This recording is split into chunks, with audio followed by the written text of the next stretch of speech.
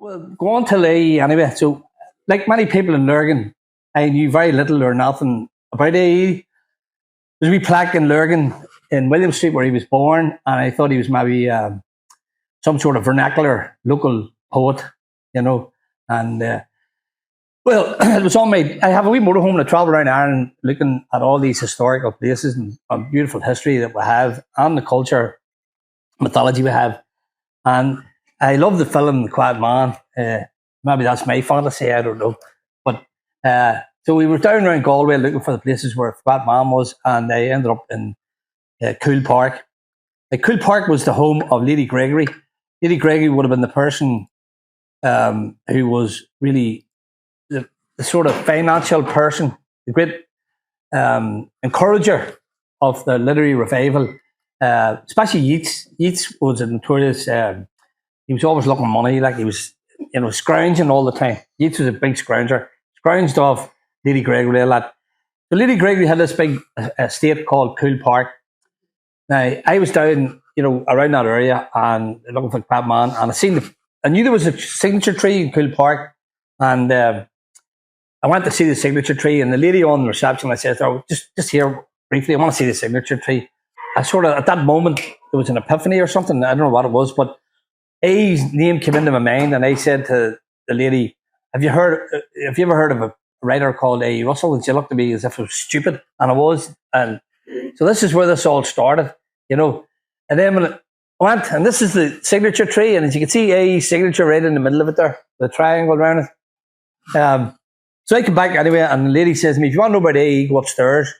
There's a museum upstairs and up. This is Lady Gregory's fan."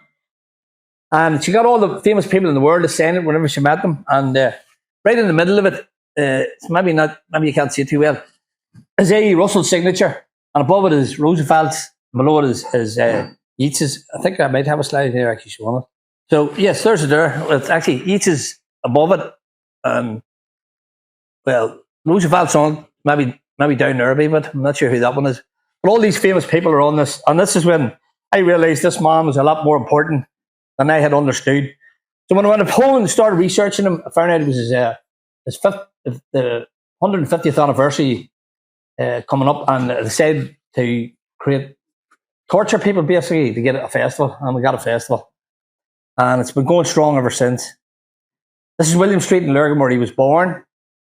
Just sort of around about here, the house here, number 12, and at 3-year-old, they moved down into where the St. Peter's GAA club is now. And the family were bookkeepers for the local linen industry. And they had originally come from a place called Nobber, where some of his relatives are here from. And that's an odd view of William Street. He went to the model school in Lurgan till he was 11-year-old. They built a monstrous white thing in front of that now and destroyed it, but that's the way. This is an old picture of the model school, and another one, which is ironic because it's right beside the railway line. He spent most of his life on the railway lines, organising the cooperative movement. There you can see the railway and the school in behind it. And as mentioned earlier on there, Brian mentioned that he designed the Story Plough. This is not the one he designed. This is the one that flew in the 1916 Rising. This was designed by a boy called McGahey from Belfast, who had redesigned it basically for the Rising. His original one was a blue one. Again, the cooperative movement, Pat the Coke Gallagher, he goes up to Donegal, and Pat the Coke Gallagher here comes out and sees this wonderful man up on a hillside speaking. If you read Pat the Coke Gallagher's book, you'll see first 3 or 4 pages all about A. Russell and how wonderful this man was. And in fact, they encouraged him to write his book about his life later on. The guy that started it all really in Lurgan, this man here, John Donahue, who's not particularly well at the minute. John Donahue has the biggest collection of A. Russell's paintings, writings, books, letters, things like that there. He came to Lurgan maybe 25, 30 years ago, and I hadn't known anything about this at all. And as you probably know, Lurgan's the most divided town in Ireland, but, well, maybe not so at the minute. We've got a wee bit more friendlier now. In fact, I done a wee project with Georgia the other day, so So we're getting a wee bit friendlier. But John wanted to try and bring the town together, and he has offered his collection to Lurgan if we could get a centre for it. He told me at the time he first offered it, there was the usual row between one side and the other, and they couldn't agree on it. So John gave up the idea, went away. But when we started up then, he came on the scene. We had heard about this great man, and we brought him into the scene then. So he's very, very friendly with us. As I said, unfortunately, his health's not great at the minute. But he's a wonderful man, and he was the expert on A.E. Russell. And I suppose we have a few more with our, the local knowledge and the research that we've done ourselves. So there's, as Brian said, he had really written out of history. Ali Young, again, if you're going to hear about Ali Young would have been responsible for starting the hippie movement. That's the wee bit I'll give you there about her. This is his bust in Lurgan, right? There's one in Marion Square where Brian used to work there as well. And there was a row over it, but it was sent to Lurgan. They wouldn't accept it until they could prove he had a British passport, which he didn't have a British passport. That's the kind of ludicrous things that happened in Lurgan. But anyway, they ended up, eventually they took it and it was put in Lurgan. But it's hid away in the town centre, in the town hall, out of view, where it should be in the middle of the street. I said earlier on, we're going to have to embrace each other's cultures. I've certainly tried to embrace the other people's cultures, and I think we got a letter recently from ABC Council to say that they would support an A.E. Russell Cultural Centre. So we've certainly had a bit of a breakthrough there. As you know, people's sensitivities and things like that. But I think the idea, if you look up Wikipedia and it says Irish nationalist, that would put a lot of people off. And the fact that you're saying Story Plough probably put some people off as well. But he designed the Story Plough for the workers in the 1913 lockout, which will probably come to later. And so this was a sketch of him. Again, that's Lurgan Town. The building there to the left is that's the Mechanics Institute. And his father used to bring him there. There was no libraries in Lurgan at the time. And his father would bring him there. This is where he done a lot of reading in there. Had a good library in there. Mechanics Institute. It's an old picture of him later on in life. And he's in a cabbage patch here. He was a vegetarian. And as I said, he was almost like a saint. He actually was a pacifist. Big influence on Gandhi. Gandhi learned a lot of his pacifism from, and he was, as I say, that was to illustrate his vegetarianism.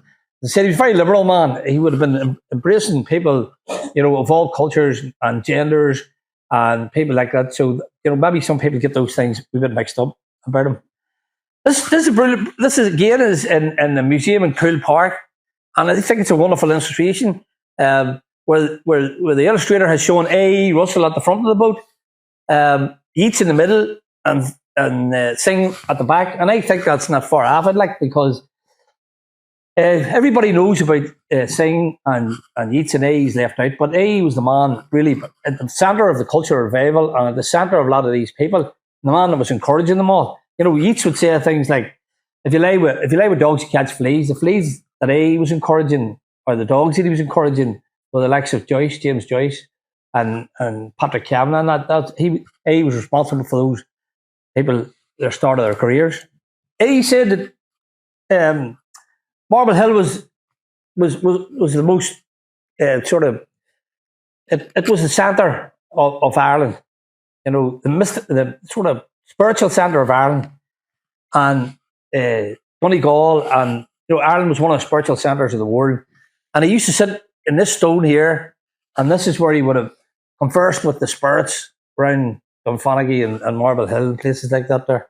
And so some of us went up there and got our photos took sitting on the stone, famous stone. But that was a magical time anyway up there. There was something went on there that you couldn't really explain.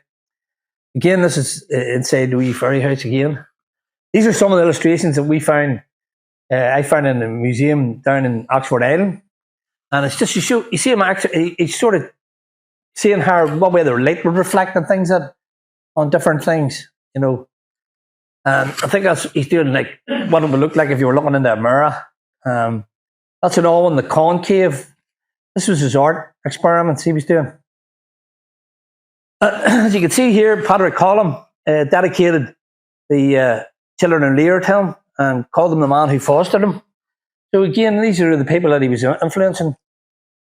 Pat the Cope again. That's a statue of Pat the Cope myself, say Pat the Cope. Inside the Fairy House, you can see some of his illustrations here that he did on each side of the fireplace and above it as well. we actually found one of them on the outside when we were up there, didn't we, Pat? Yeah. Dublin Knockout. And some people say this is one of the great ladders of European, of its time. And when it basically called the bosses and that owned the factories, he called them a disgrace, said what they were doing to the ordinary people. So he great socialist. In fact, he got a lot of regard for Marxism and things like that there, although he wasn't a Marxist himself. So very liberal man. This is what you call the cooler he designed from, funny you said about Dunfanaghy. I think the hockey in Fanaghy is maybe the god Hoy. He's the god of Loughney. We bit like Monaghan and MacLear. And so the story in Loughney anyway is that hockey was up in the evening, collects the sun god and brings him down into Loughney. And as the sun goes down, it casts across Loughney and Cleves shoulders a sword of light. And this is what he designed, the sword of light. This is one of his works here, Michael. Michael, I think it's a bit of a fantasy about a young fella getting involved in the 1916 Rising from Donegal and what would happen to him. Of course, you have Pamela Travers. As I said, Joyce came to him and wanted to be a poet, and he says, Joyce, too much chaos in your life. You write me 3 short stories. I'll publish them for you and pay for them now.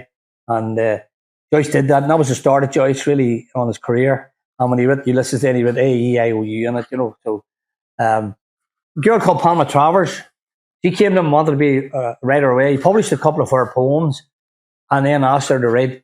Now, when we talk about the Cailleach, people call it the witch, right? So I don't think he would have said a witch. I think he would have said the Cailleach. But anyway, some people said he told her to write about that sort of mixture of an Irish witch and an English nanny. So that's where Mary Poppins evolved out of. So, yeah, Cailleach up in the mountain. Some people you can say Mary Poppins is up on the top of your mountain up there. So,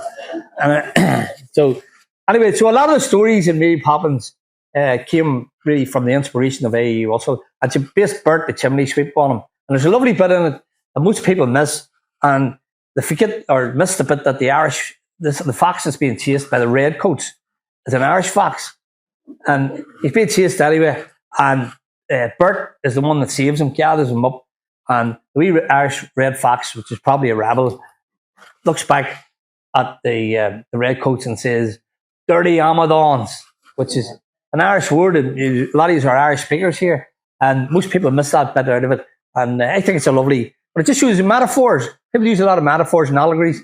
And that's a metaphor for, like, what do you call them? That said, the uneatable chasing, the unthinkable chasing on Oscar Wilde. It's a sort of metaphor. This beautiful piece of nature being destroyed. So a lot of things have metaphors, and you have to look for the metaphor in them. And Mary Poppins is certainly full of metaphors. It's there's a lot of that Eastern mysticism in there. If you know where to look for it, like that's the Coola Press. It was a big influence. The Yeats' sister set up the Coola Press. He was a big influence on them. And you can see some of his illustrations in the background here on the walls as well. You don't let him into your house. Paddy Pierce one time let him up into his school, and he decorated the whole walls of the school. Brian said about seeing the ones in Ely Place, which he decorated. And they do have the wallpapers there. We had a guy come to us and he told us it would take 6 million to fix them, wasn't it? What he said? Somewhere in around 6 million to restore them. They are wallpaper, I suppose. Maybe it's hard to restore them. But you can get them online and they're beautiful. They're really stunning. And I think they're black and white versions online, aren't they? But his murals are fantastic, really fantastic. Again, he would have been very influential with Sinn Féin. He was one of the founders of the Sinn Féin Bank. And in those times, he was a great economist. In fact, he went when America had the Wall Street crash, he was the one that sent for him. Roosevelt sent for him, and he gave him the idea for the New Deal. But around that time, any organisation in Ireland at that time, that were setting up, they went to AE, help us set up a bank account, and he was always usually involved with the economics of all the different organisations at that time. So he was certainly involved. He was one of the people setting up the Sinn Féin Bank at the time. Again, that's it up. You can see his name on these, and that was the Sinn Féin Bank there. I think it was quite often raided, and there's maybe a lot of planning and things went from there. So nobody ever talks about poor Violet. Violet is his wife, and Violet North, Englishwoman, and she was a good writer herself. And we recently received through Russell's relative here from another relative in America a sketch, and they sent it over, and they said the folklore of the family was his great grandson, wasn't it? His great grandson sent it. Yeah, and he said the folklore was that it was his great granny Violet, and that it was drawn by Jack Yeats. Well, we could confirm that it was Violet, but we don't think it was drawn by Jack Yeats. It was drawn by John Yeats, who was born, as I said, in Tullalish, not too far from here, because John was a far better portraiter than Jack, and so that's her. And you can see the wee bit of an overbite on her jaw there, and that's the same in the painting. So that's how we knew it was definitely her. And behind every good man is a great woman, and she certainly was the real power behind him. The Abbey Theatre really failed. So everybody says, Yeats was the founder of the Abbey Theatre. The bit that he founded failed, and they went to AE, and him and Lady Gregory had sort of started it, but AE had been involved with another sort of theatre with the Fair brothers, and they got the two amalgamated, got them going, and that was the start of the Abbey Theatre. So I would say really was he was the founder of the Abbey Theatre. Of course, he wrote the very first play for it, which was called Deirdre, and there was another guy called W.B. Reid who had written one called Kathleen the Houlihan, and he wanted to put it on as a support for Deirdre, and as usual, it became more famous than A's Deirdre. Manannán and MacLear, we mentioned Manannán and MacLear, good God that he had a lot of time for. But again, these are metaphors for the spirituality that he knew about, that ancient mysticism. And a lot of them are mixed up, as Brian was showing there, with the Greek and the Sanskrit, which is maybe 3000 BC, the Sanskrit and a lot of those languages. We have lovely connections there. I said to you about the Kalyak and the Kali Yoga. The person that was responsible for keeping St. Patrick on Slamish was a boy called Milku. And if you go out to Mesopotamia, way out there, there's a god out there. I think it's Mesopotamia anyway. An ancient god way out around that area. Assyrian, sorry. I think he's a Assyrian god. Way before St. Patrick was about the earth, So these gods were interchangeable with our gods, and we certainly brought a lot of them over to here. I think Brian showed that one. Chin Angles is called. And it illustrates the two of them, because even though they were very close and they were like bras, Yeats was very Oregon, and was proud of being Oregon, and very selfish and wanted to be famous, whereas he was very contemplative. As I said, everybody thought he was like an angel or closer to heaven than most people, and was always contemplating stuff. And one day the two of them had decided, well, I want to go and see Yeats, to ask him about something, and Yeats said the same. I want to go ask some. Two of them actually passed each other in the street. That's the girl that wrote Mary Poppins there, Palma Travers, and they're out in Garnish Island, way down there in Cork. Beautiful place. It was on the TV. There was a programme about it there recently. And that's the flag that AE designed. And that was in O'Casey. O'Casey owned it.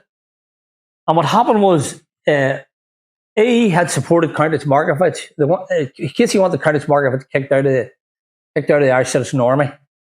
And him and Connolly stuck up for her. James Connolly and AE was very, very close. And they stuck up for her, and she got staying in it. O'Casey fell out with him. And then again, he turned against AE, and it caused this controversy over the flag, because in 1935 the Irish Citizen Army reformed, and they asked O'Casey about the flag, and he said, sure, AE maybe had something to do with it, but it's more or less said he didn't design it. But it was definitely AE designed it. And sure, who else? Only somebody that was an agriculturist would have picked, an agricultural implement for the flag. Again, this is one of the things that he wrote during the 1913 lockout, and there's the two of them had this ongoing thing where he was interested in the rural people, and Conway was interested in the urban people, and they each had this debate. Even in the papers, they were debating all these things. It became very, very close, and in fact, when Conway was being executed, before he was executed, he called the family and he says, "Go to AE, he will look after you," and he did. And in fact, Conway's son had been missing school, so he had to get him into an law school and stuff like that there. So he raised a lot of money for the family to go over to America as well. So that's how close they were. Oh, I wanted to show that there was a similarity between this here. I thought there was a very, very striking similarity between that and this here.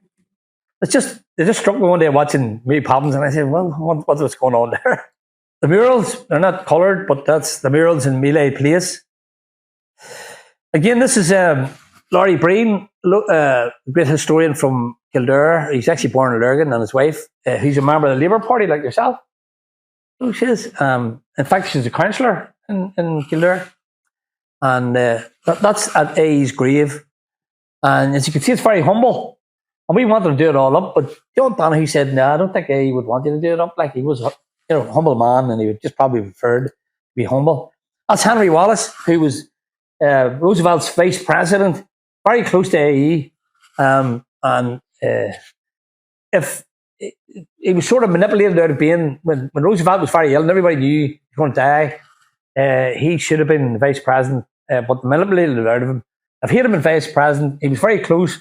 He would have been close to communism, if you want to call it that. He was a very left-wing man, and I believe that Hiroshima and Nagasaki and the arms race wouldn't have happened if he had been president of America. He was probably the best president they never had. Again, that's his grave. And I think I'll stop talking now and let a proper historian. Thank you.